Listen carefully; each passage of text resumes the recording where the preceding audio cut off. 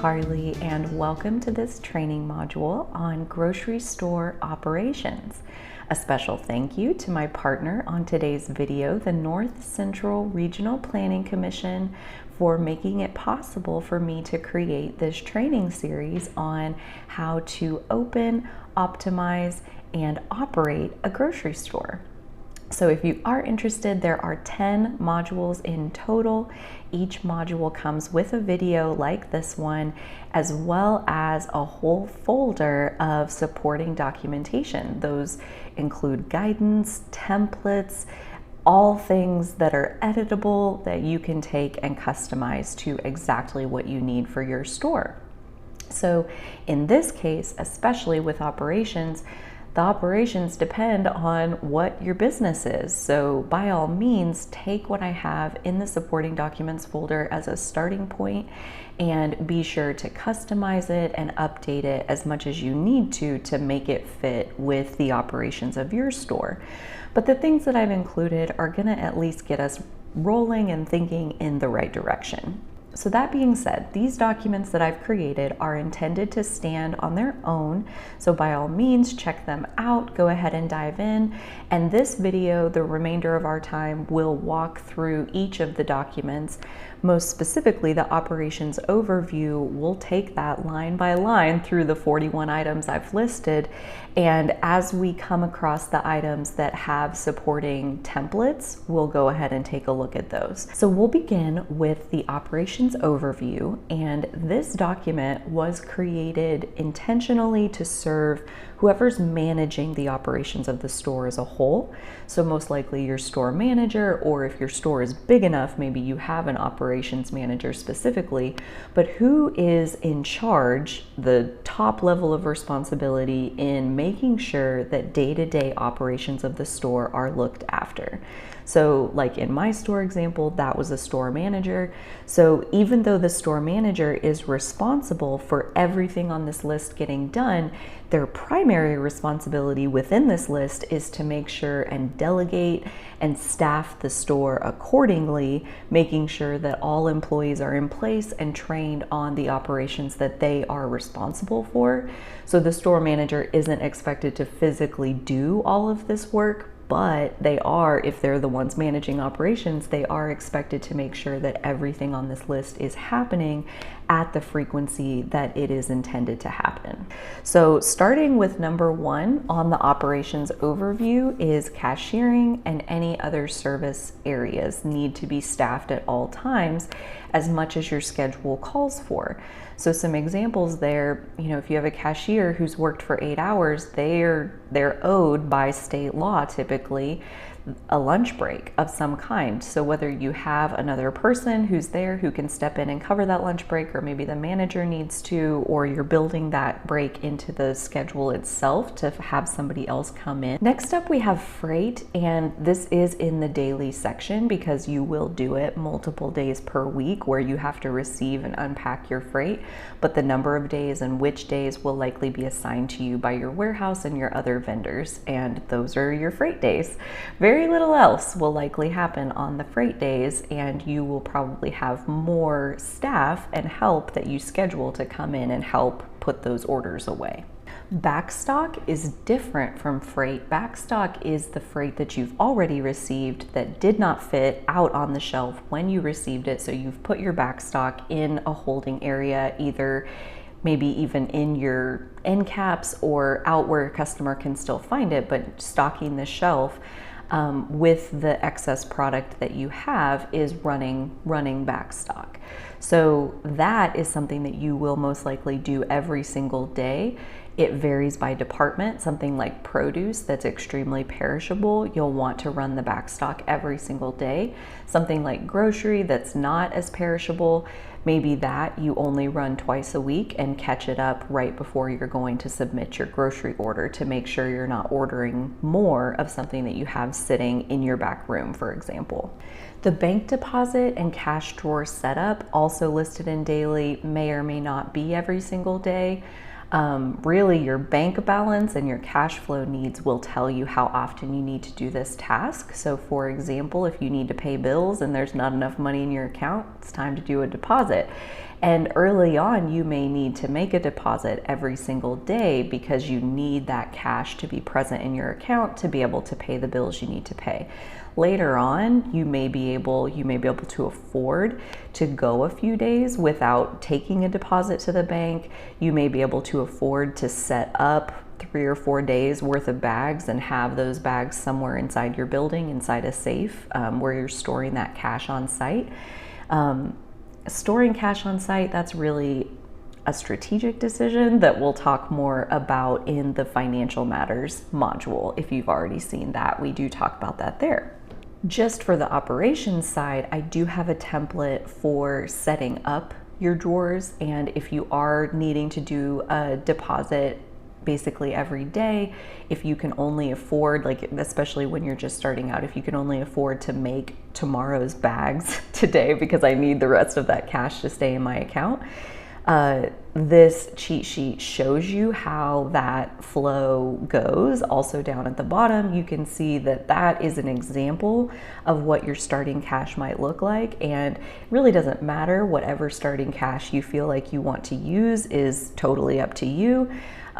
This has developed for my store over the course of time to say, like, we always have to get the cashier a second roll of quarters by the end of the day. So I'm gonna start just putting 2 rolls of quarters in the bag to start with. So that's how your starting cash, that's how you come up with that, is what you actually need.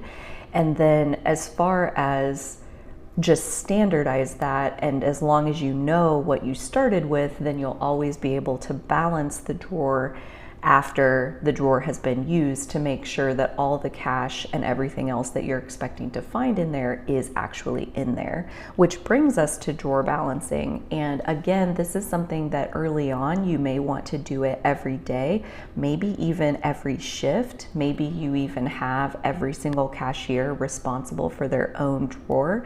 These are all decisions that, again, we get into a little bit more in the financial module, but for the sake of this, you just need to know how often are you trying to balance, meaning making sure that everything that's supposed to be there is there, and that way you can take action if there is money missing.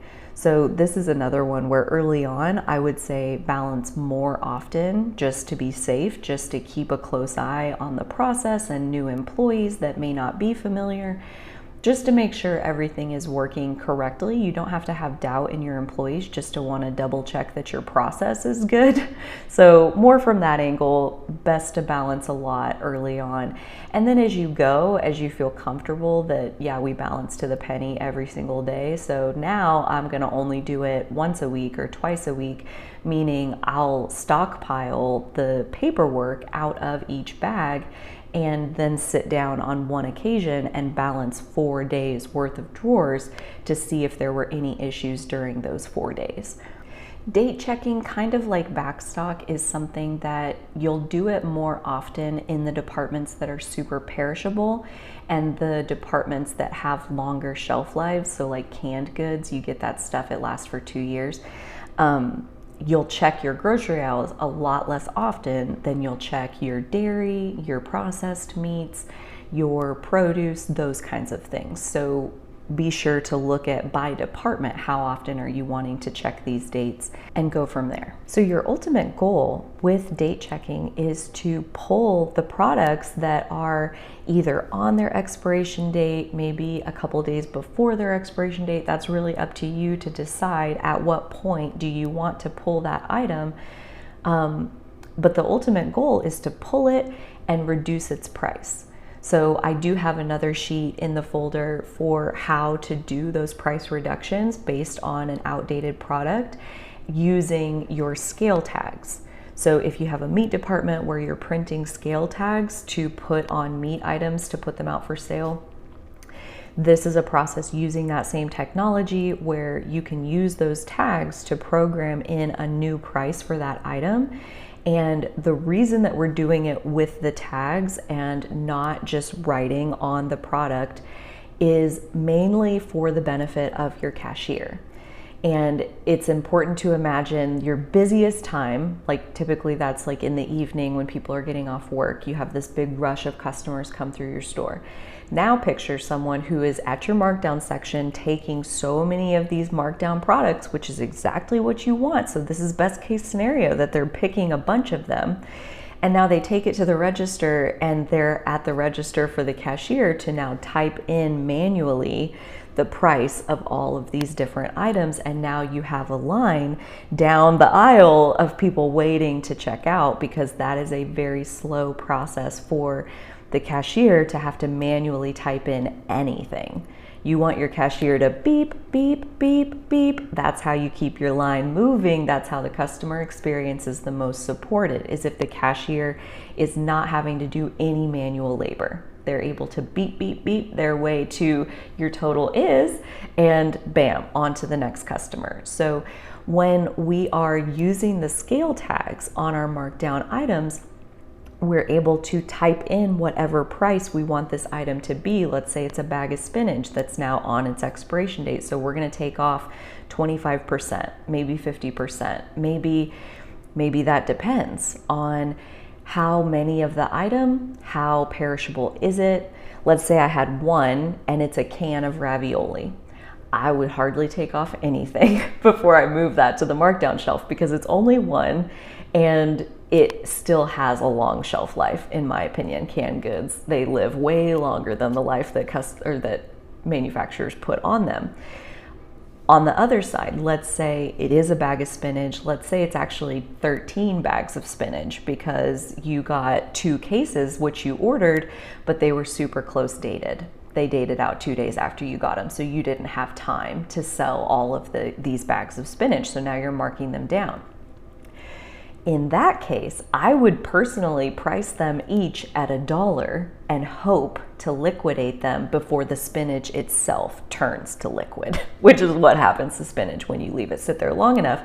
And if you try to only take off 10 cents or whatever tiny little discount you're wanting to offer because you want to cash out of this product, you risk not selling any of it. So if it's super perishable, we need a really deep discount to move it fast, versus if it's very shelf stable, we can stand a smaller discount because we have more time to allow somebody to come along who's willing to pay that price. Answering incoming calls is very straightforward, but I did want to point out that fielding incoming customer inquiries is a skill set that is built over time. Training someone how to answer customer questions, even if they are common questions, that takes time for the person that's answering the phone call to be able to provide the information that the customer is asking for.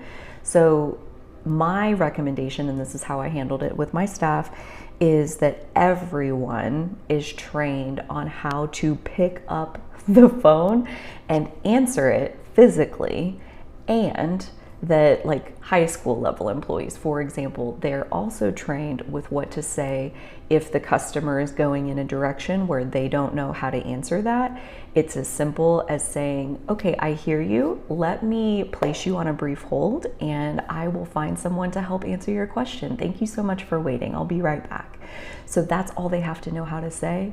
And now everyone can answer the phone. And that way, especially if you're in a small store setting, that way the phone does get answered. That's very, very top priority as far as quality customer service, is that you do field those incoming phone calls and that you provide the correct information. And so that's where there is likely going to be 1 to 2 people in the store at any given time who are able to really answer a customer's question. That's probably the manager, probably the senior employee that's there at the time who has the most broad knowledge about the store, is the one who's able to talk to the customers and make sure that they're being told correct information.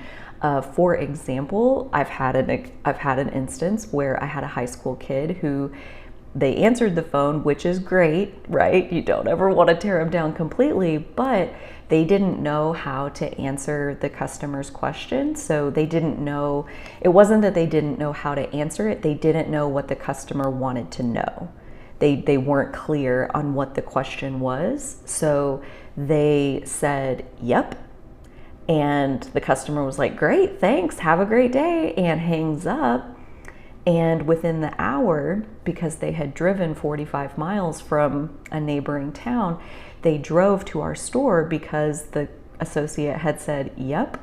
And what they wanted to know was, did we have this specific product in the store right now? And the associate said, yep, and we did not. And so that was an hour and a half round trip because someone who was not qualified to answer the phone answered the phone. And so that, it seemed like a very straightforward task. I would invite you to think just a little bit more deeply about it as far as who is the one who is interfacing with your customers, because really every single time the phone rings, the person on the other end is officially the face of your business. So when you waste an hour and a half of somebody's time, that's on your store. That's not on the individual who answered the phone. Moving on to monitoring social media. So this is probably truly a daily task at 7 days a week. It can obviously be done from anywhere with internet access, and the goal of monitoring social media is to stay caught up on any conversation going on where your business is being mentioned as much as is humanly possible. That way, if there is something going on that requires your attention, that you're addressing it as close to real time as you possibly can. Especially in today's day and age, there's a lot of feedback coming back to the store through those social media channels. And being up to speed on what's going on is really important. And again, is probably something that the store manager who's physically inside the store, staying caught up on what's going on social media, that's a whole other world. So it's probably somebody else who is able to monitor social media and is able to then just communicate back to the store manager if there is anything going on that the store manager needs to be aware of and do physically take action on inside the store. Posting to social media could be more of the opposite direction, where the store manager is feeding information to the social media person and is saying, here's what's going on inside the store right now, here's something new, here's a new product on the shelf, here's all of these different examples of the store manager. The one who's inside the store physically is much more aware of what's going on and what the content ideas could be for social media. And then again, if there is a way to feed them to somebody who has the time and space and capacity to do a good job representing that side of the face of your business towards your social media community. Within the Raising Brand Awareness training module, there is a template that includes lots of different social media ideas, from things that are super seasonal, like posting around the Super Bowl, for example, compared to things that you may even want to make that same post every single week, like a new item alert, for example, where once a week you post, here are all the new items that showed up in our store this week, check them out. So lots of different ideas in that other module. Cleaning and disinfecting may be taking place even more than once a day. So for example, maybe you have that go on in the middle of the day, and then when the high school kids come after school, that's their first task, is to do a round of sanitation and then do it again at the end of the evening. I personally think that, high school help is most likely who's doing it. They're very affordable labor, and it is great for the image of your store that customers witness active sanitation practices on a regular basis. So whether it's necessary or like scientifically necessary to do that, not as much even the point as, is it a worthwhile investment to create this perception of the cleanliness of your store. Also, it puts the smell, the slight aroma of cleaning supplies in your store, and that again is communicating to the customers who come inside that this is a clean, safe place to shop. Trash removal is probably part of your closing checklists, both for your front end employees and if you have any departments that also may need their trash can emptied, like the meat department, for example. In our meat market, some days you gotta empty that thing twice. Most other trash cans, though, probably only need to be emptied at most once per day. And I would also recommend, if there are trash cans that don't need to be emptied once per day, that it is worthwhile to train your employees on how to know when to empty the trash, just to cut down on the number of trash bags that you go through, because that adds up fast. Last minute staffing needs, that just means like what does it look like if somebody calls in sick? They can't be there that day. Do you have a procedure? Do you have, like, should they text their coworkers and try to find somebody else to cover that shift?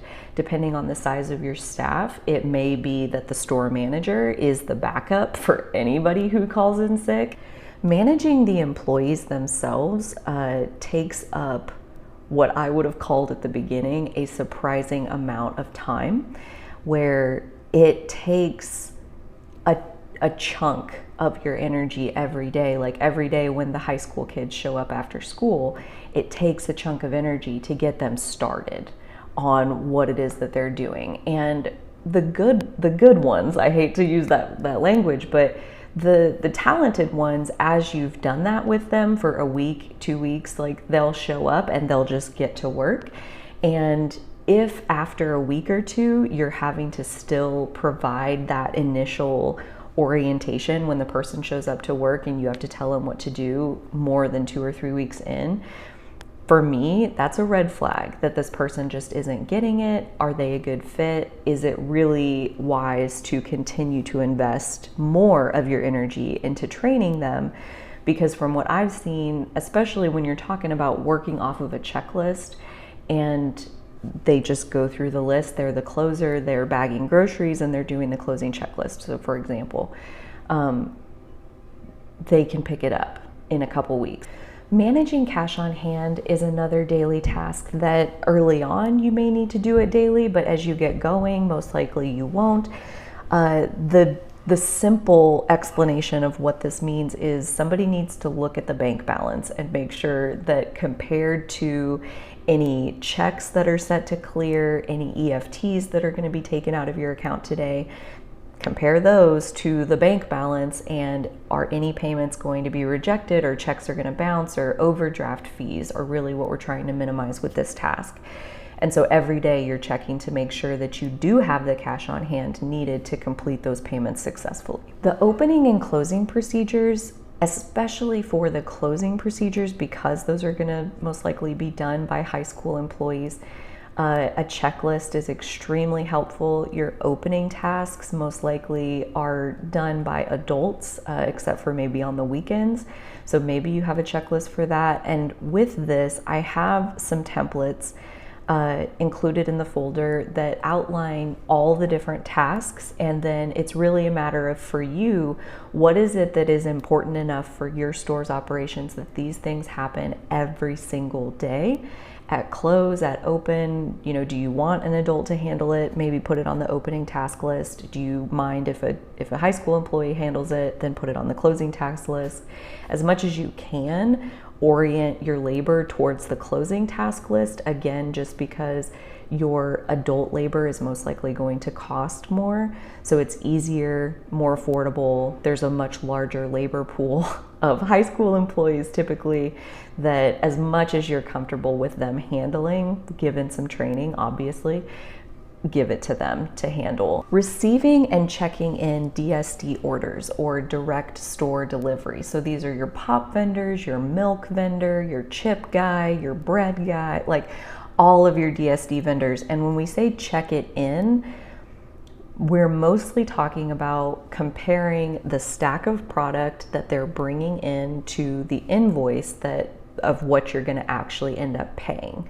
So some of them in that receiving process, in that checking in process, they want paid on the spot, and others will allow you to set up a charge where when they make a delivery, they're more just handing you an invoice that later it'll come out of your account on EFT. So especially if you're doing EFT, you want somebody who's reading that invoice compared to the stack of product and making sure that you are paying for what you actually received. Same thing if they're taking products out of the store, meaning they're going to provide you with credits, then making sure that those credits are actually showing as subtractions off of this final invoice that will automatically be drafted out of your account next week. POS updates for product changes. So this is in the daily category, but a lot like freight, it really depends on how many days per week are you getting these deliveries.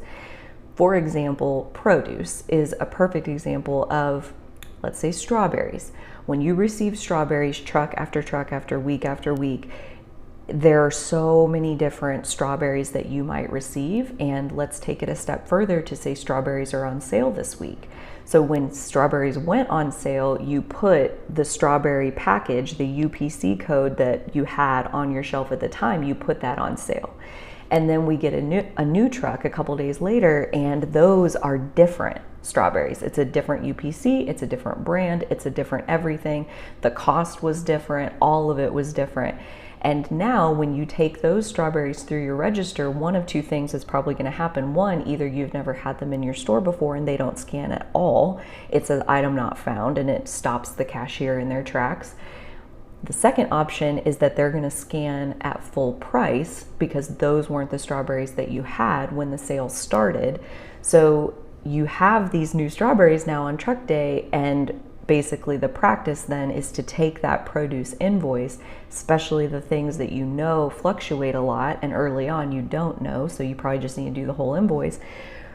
Look at the invoice compared to what do you have in the POS, what's going on behind the scenes. So for another example, let's say strawberries again, you have them priced on your shelf at $2.99 because the last strawberries you bought in were $1.49 a pack. So that's a 50% margin. Let's say that's your goal on produce.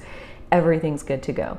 The next time you get strawberries, you search it up in your POS and you see that these strawberries cost $2.89 per pack. And now you're making 10 cents per pack. That margin is teeny tiny.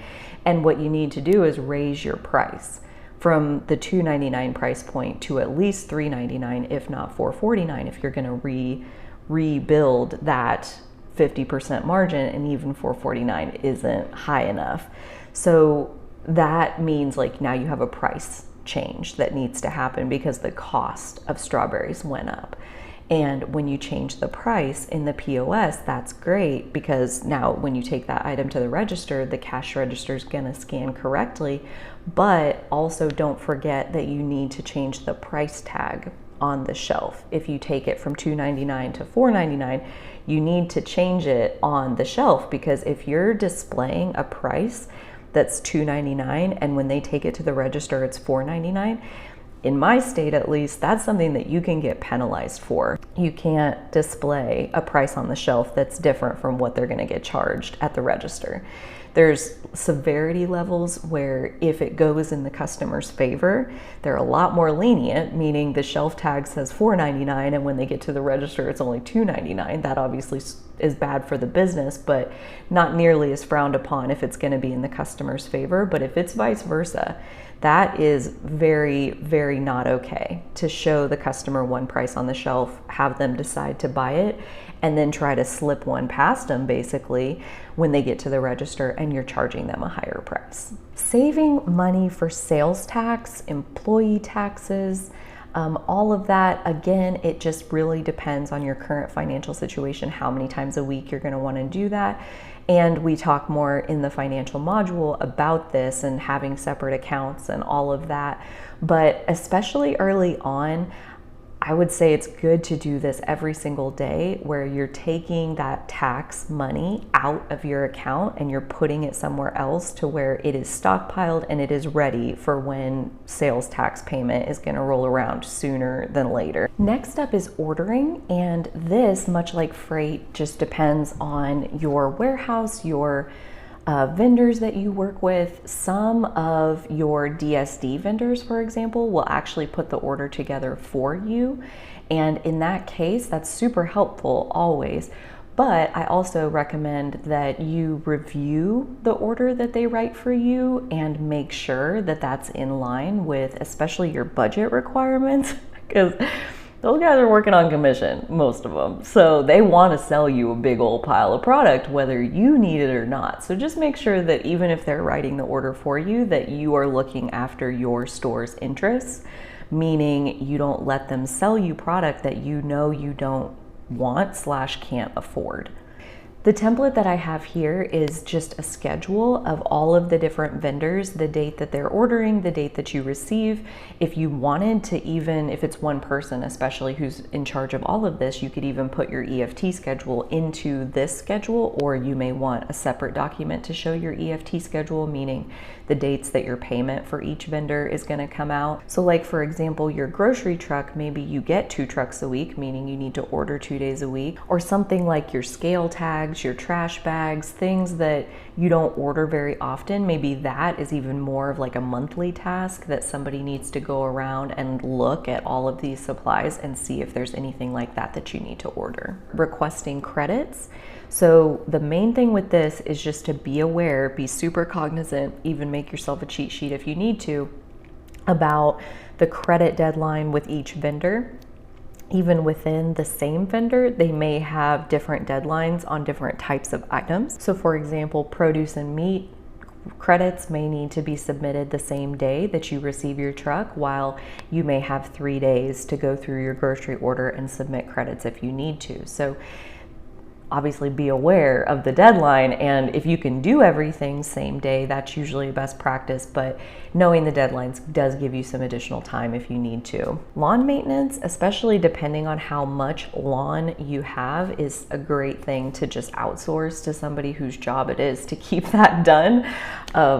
One less thing on your plate. Deploying the POS batch is the data feed that you're getting from your warehouse. So most of the products in your grocery store are coming from one warehouse vendor, and most of the time you will have a data transfer set up with the warehouse itself. And what they're sending you are information for new items, cost changes, price changes that resulted from the cost changes, and batches of new tags that you can print and hang up in your store that reflect all of these different changes that have happened at the warehouse level. And so you may be wondering, well, if I'm going to deploy a batch that does all of that, why, going back to that process, like with the produce invoice, for example, why do I have to check the produce invoice if they're just going to send it to me in a batch? For example, let's say, going back to that strawberries example, your shelf was empty, so you put out the brand new strawberries day one as soon as you received them. That was Thursday, your batch doesn't come till Monday, so for 4 days you're waiting for the weekly batch to come in. So if you're needing that inventory to go out for sale and the cash register to be able to sell it right away, the immediate changes have to go through that manual process. Grocery, most of the time, is fine to just let it go through the weekly update process, as long as you are making sure to deploy those batches every week. Paying bills is probably fine to do once a week, even early on, just because so much of what you're doing is going to be set up through EFT. So especially once you're done with the initial opening phase and you've paid your contractors, you paid off all the project work that you've done, almost all of your operations are going through such an automatic process that paying bills is probably a very fluke instance, that most of your stuff should be set up through automatic payments. Once a week, you're carving out time to look at the pre-books and the web sales. Especially if you're running the weekly ad flyer from your warehouse, these pre-books and web sales are how you're able to buy that inventory at a price that's cheap enough for your store to then turn around and sell it at the sale price and still make money on it. So for example, Lunchables. They go on sale all the time, like 5 for $5, and that's a great price for the customer. Our normal cost might be $1.15. And if you don't buy it on web sale, then you're actually losing 15 cents for every Lunchable that you sell. If you buy it on the web sale, though, they're 89 cents a piece. Now you're making 11 cents. So carving out the time to shop those web sales, to pay attention to every single email offer that comes through, is so important. It's such important use of your store manager or your buying manager, whoever's able to shop that, most likely a senior manager within your store, making sure that they have the time on their plate to carved out to do that task every single week religiously and to be able to put the time into it that it requires, so strategically important for maintaining that your store is actually profitable and that you're not shooting yourself in the foot by running the sales that your warehouse provides. The employee schedule. So this is something that is very time consuming depending on how you do it. And I wanted to share a model that I've heard of that I've never used myself, that I wish I would have started with at the very beginning, which is allowing employees to self-select their shifts. So for example, you would put out what basically looks like a blank schedule, and everybody that you're employing signs up on the schedule with, these are the shifts that I'm going to work. And that allows for a lot of things. Obviously, you don't have to make the schedule to begin with, so that's a huge chunk of your time. Two, the fact that they signed up for the shift themselves, it increases the likelihood that they will be responsible to work it. It automatically takes in their time off requests because they wouldn't sign up for a day that they have something going on that day, and so they need that day off. If you're the one making the schedule, taking in their time off requests and trying to work around forensics and football and cross country and FFA and like all the things that happen in these kids' life, especially your adults are usually a little more stable, but high school kids, they come with a lot of time off requests. So especially, even if you had a set schedule for your adults where they have their set roles and it repeats week after week, most likely, to leave that part assigned and to leave the evenings where your high school kids are working, the evenings and the weekends, like leave that open for them to sign up for it themselves. And also then if they end up not being able to work the shift that they signed up for, it is also their responsibility to get someone else to cover it for them. So all of these pieces make life so much easier on the manager, whoever's job it would have been to make the schedule, plus the person whose job it is to handle those last minute time off requests. Waste tracking may be something that sounds like a high priority or not. I would encourage you, especially early on, that you have some kind of process built out around this to be able to see how much of your cost of goods sold is going in the dumpster, especially where grocery is, it's maybe the same as every other retail situation except for the expiration date that your product comes with. And when that expiration date passes, customer perception is dominantly that is now garbage. And there are a subset of customers who are willing to buy past dated product at a reduced price. So with waste tracking, we're pulling out of customer facing shelving. So for example, the markdown areas that we talked about in the date checking section, now once a week, once a month, however often you feel you need to, going through those markdown sections and saying like, are there any bags of spinach that have turned to liquid? I need to pull those. Those are no longer eligible to stay out for sale. So that's part of where your waste is coming from, is cleaning out the old stuff out of your markdown areas. The other place where waste can come from is in the back end storage, where maybe you have, let's say, boxes of fresh meat. You have clods, and that's what you grind down to make ground beef, and you're offering fresh ground beef to your customers. And you pre-book a bunch of clods because they're offered at a special price, and you accidentally over order. And so now you have a whole box of clods. You have 80 pounds of fresh meat that's past its sell-by date. So that is very expensive waste that it never even got the chance to come and be on the customer-facing shelf. So this is a perfect example of wanting to know about that instance as soon as possible, because we need to do something. What happened here? Why did we have to throw away a couple $100 worth of meat that we never even got to use?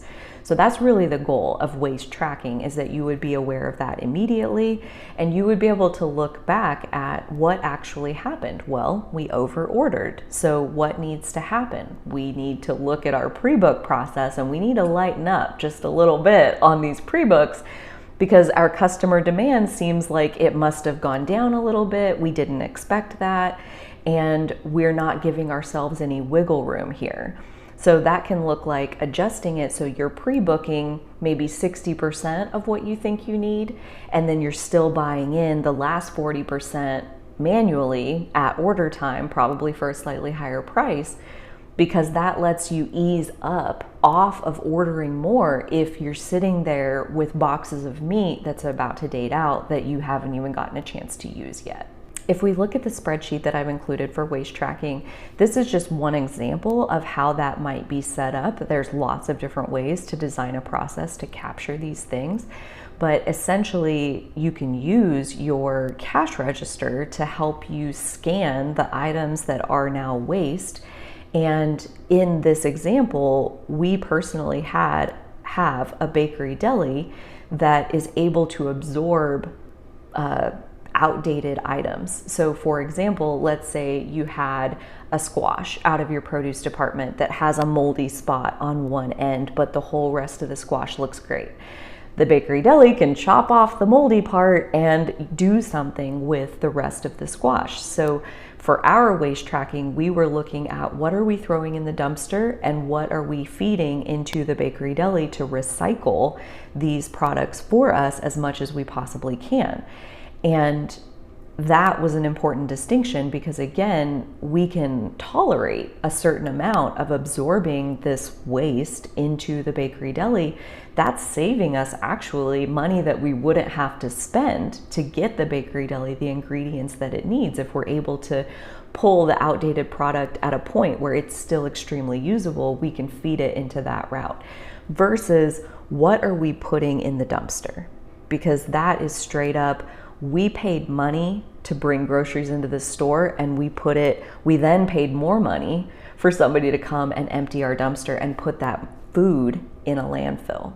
So that, to me, it hits in my center where I wanted to know about issues like that as soon as possible. And are we talking about, we threw $12 worth of food in the dumpster this week, or are we talking about we threw $1,200 worth of food in the dumpster this week? Because if it's that second one, me personally, I'm going to invest some time in looking at what is going on in the processes in the store, in the products that we're choosing to sell. Like, what is happening here that's causing us to spend and throw away $1,200 worth of our cash, worth of our business surviving through our operations? Like, waste is like a hole in your boat that, it's bad enough to throw food in a landfill, not to mention that it is like your business taking on water when you have unchecked areas of waste leaking out of your business.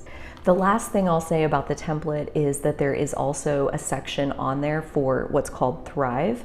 And this was a local area organization that worked with people in poverty and provided food assistance to them. The goal was to be in addition to whatever other benefits they were able to receive, and this was just more that, here's more. And they approached us a few weeks after we opened and asked if we had any past dated food specifically that we were wanting to donate.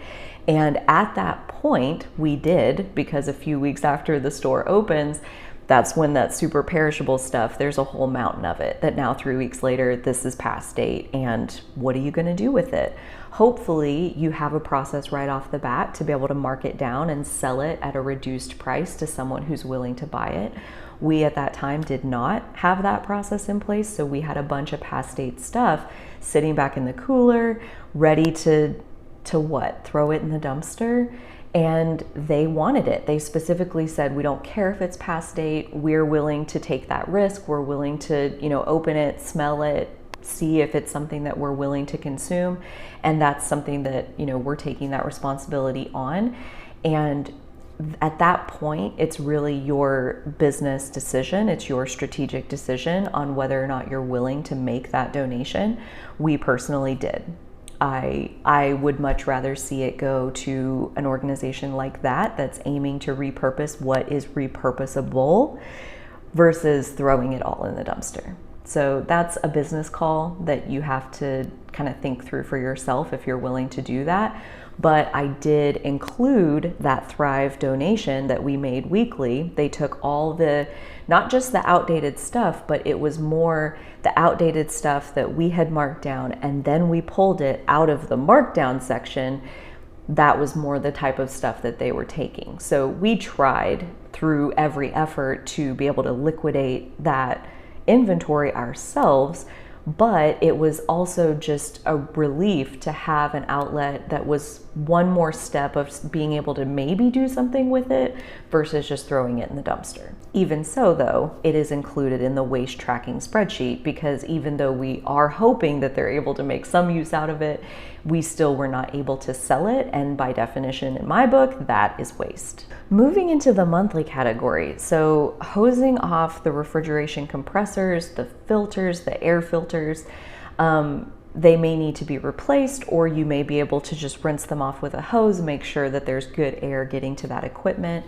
Not doing that will result in your refrigeration equipment acting up and having to pay for a service call just to be told that, hey, if you would keep your compressors cleaner, your refrigeration equipment would get along a whole lot better. So this is a great thing to give to a high school kid, one of your most responsible, and basically make it their job. You can give them a little checklist thing where they can sign off each month that they've done it. But other than that, it's really up to them. Do they want to come in on the weekend, after school, whatever, and make time in their own schedule to be able to come clock in, clean the equipment however it needs to be cleaned. Cleaning out and reorganizing the outdated product, we talked about that as a part of waste tracking, just making sure that you don't have stuff in there that has actually gone bad. So there's a video I'd like to recommend by John Oliver. The show is called Last Week Tonight. It airs on HBO, and this one aired several years ago, but it's on food waste, and specifically there's an interesting segment in this episode about dates, expiration dates, and the guidelines around them, or more correctly, the lack of guidelines around them, that it's ultimately up to the manufacturer to put whatever date on their product that they want. And at that point, it's easy to understand that the manufacturer's best interest is in people buying their product more often. So that is why, for the most part, most food, most all the time, lasts well beyond its expiration date. And that's why there is a decent chunk of your customers who are willing to buy past dated product at a reduced price. Even so, it's not a good look to have stuff in there that's growing mold, or even dry grocery product that expired 2 years ago. Like, keeping it cleaned up, at least so it's respectable, that's obviously a threshold that each store is going to be able to set for themselves, but yeah, keeping an eye on that. Sending out charge account statements. If you can, get your accounts set up with email statements, if they can opt into a paperless system and just receive that by email.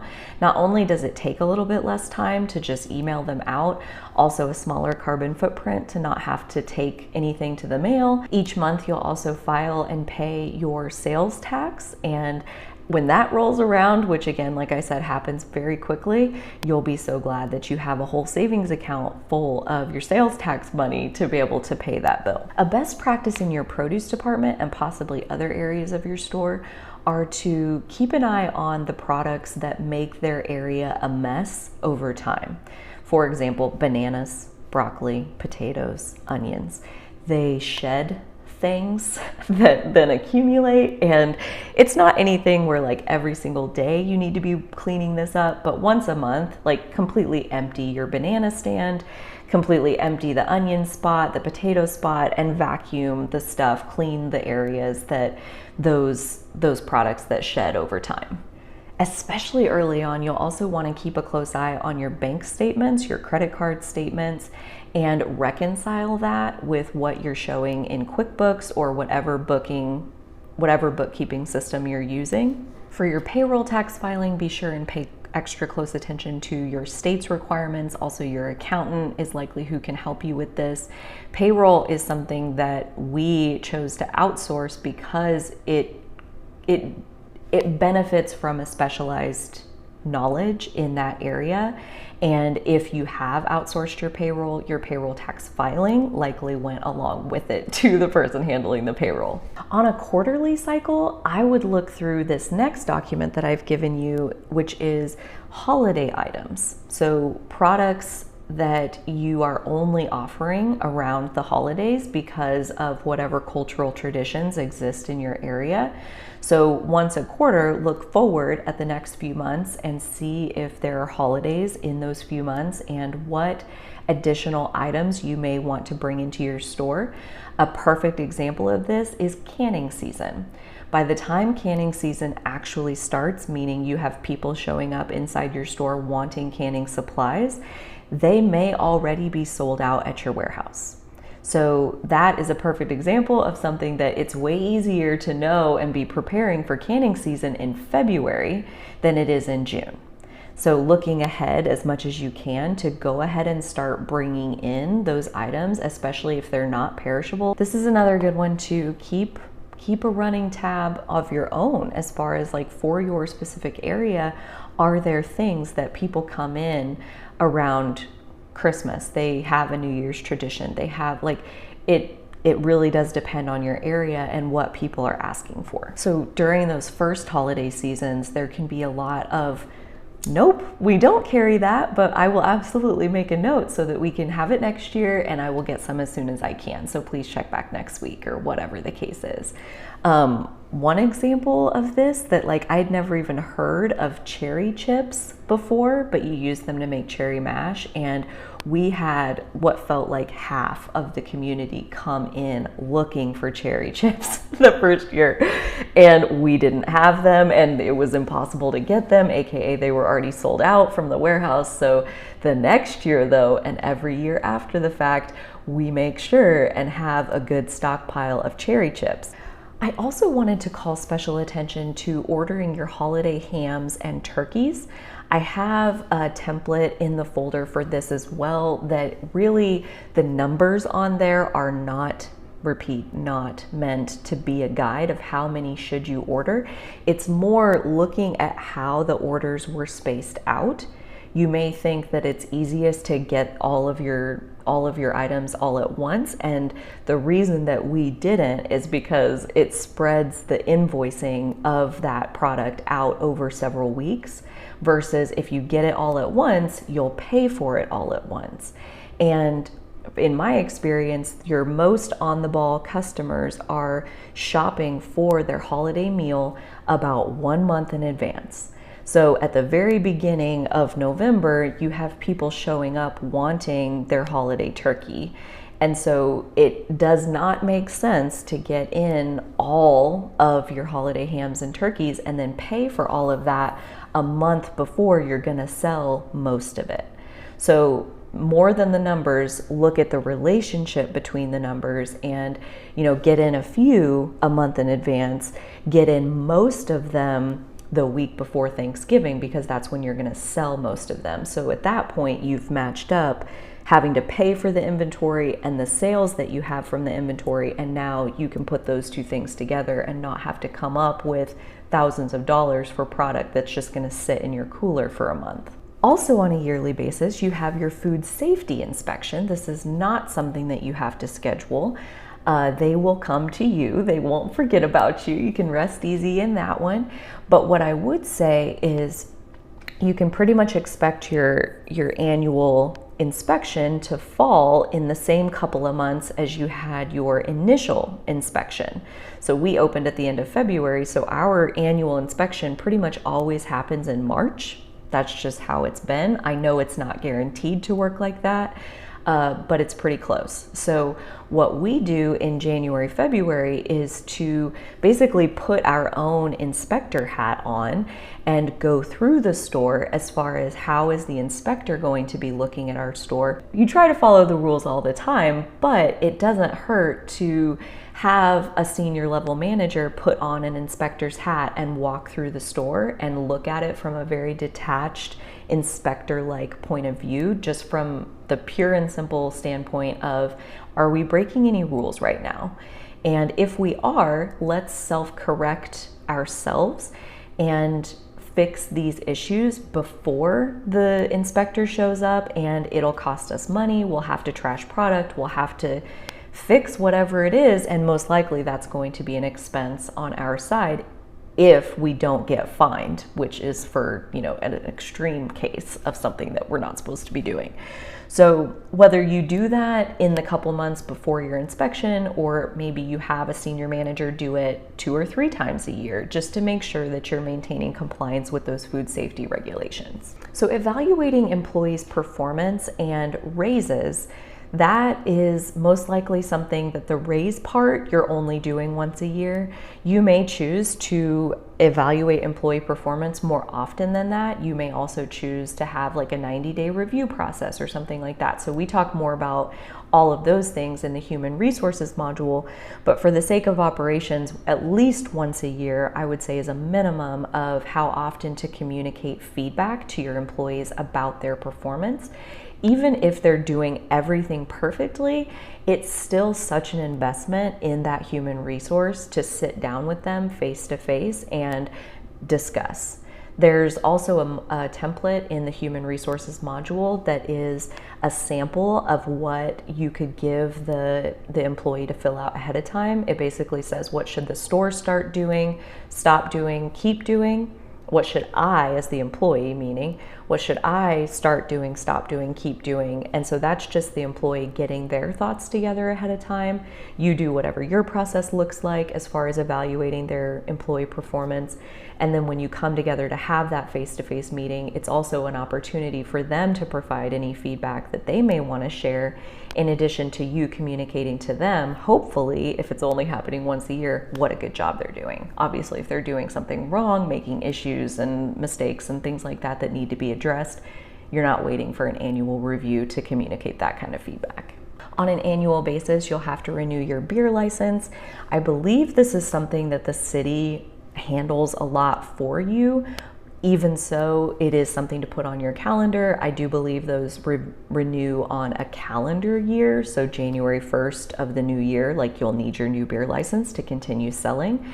And that, again, is something to, even if the city is who's going to be the one to take care of it for you and send you your new license, you still have to pay your fee. And in the event that the city doesn't provide your new license, you are not legally allowed to sell your inventory until you have your new license. So it's in your best interest to be sure to keep on top of making sure that on the first day of needing your new license, you have it inside the store.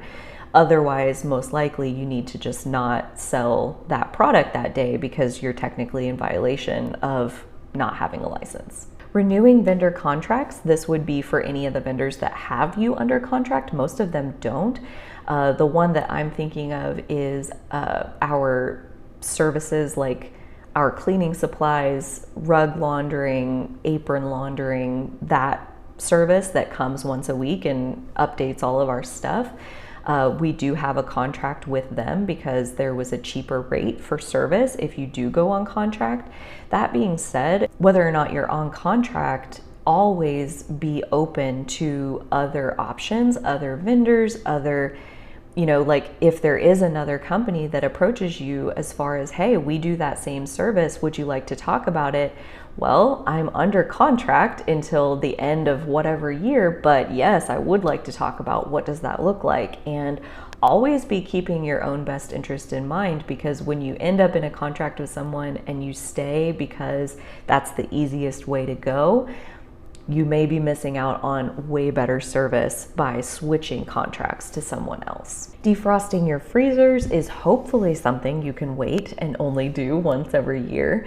If you're having issues in your freezers where they're backing up with ice and condensation that's freezing, maybe you're having to defrost more often than once a year. But either way, it's good practice on your equipment to make sure that that defrost stays minimal and it allows the freezer to run at an optimal level. And then in January of each year, you'll have to issue your employees' W-2s and also file and send out any 1099s that you may need to. And those things, again, most likely you're outsourcing to your accountant to do for you, but it is still up to you to stay on top of that process and make sure that your employees and your contractors are getting the paperwork that they require in accordance with whatever law your state and area is subject to. That brings us to the end of the operations module. I really hope that you've enjoyed this and found some value within it. Please enjoy the templates, customize them to your heart's extent. If you have any questions, my contact information is below and I am always open to hearing from you. Until next time, thank you again and take good care.